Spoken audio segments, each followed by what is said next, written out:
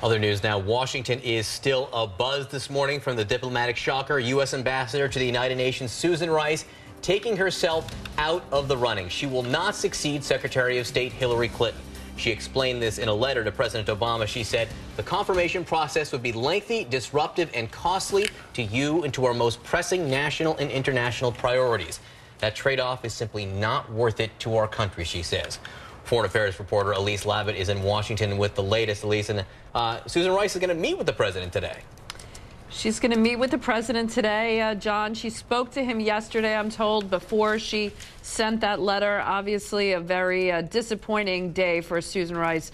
Really, her whole life had hoped to be Secretary of State. But I talked to some of her aides yesterday, and they said she's been thinking about it for several weeks now. She was up. She thought ultimately she could be confirmed. But, you know, after things started piling on beyond Benghazi, they did the math, and they saw that, you know, they think that Susan Rice had a very good record at the UN. She was instrumental in passing sanctions on Iran, on pushing for U.S. action in Libya, and a lot of other things. And they feel that this was not only a distraction for the president, but a distraction for her work at the UN right now. Let's take a listen to what Susan Rice said yesterday about why she withdrew her name from consideration. I didn't want to see a confirmation process that was very prolonged, very politicized, very distracting, and very disruptive, because there are so many things we need to get done as a country.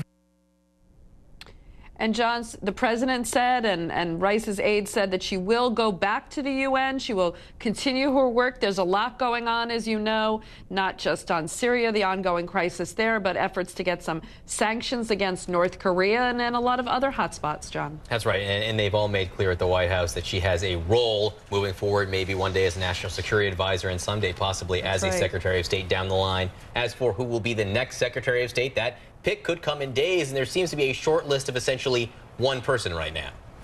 One person, Senator John Kerry, who has made no secret that he would like the job, and his colleagues in the Senate have made no secret that they feel he'd be easily confirmed.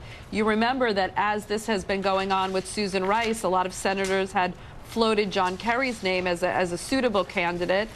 John Kerry, he's the chairman of the Senate Foreign Relations Committee. He has a lot of world stature, a lot of relationships with world leaders, and is really seen as someone who can do delicate diplomacy.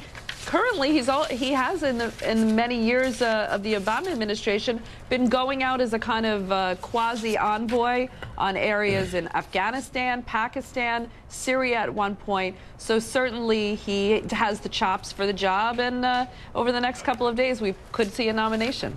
All right, Elise Labott in Washington, thanks for that. Of course, my peeps up in Massachusetts wondering what will happen to his Senate seat, but that discussion will go on for some time. Thanks, Elise. That's right.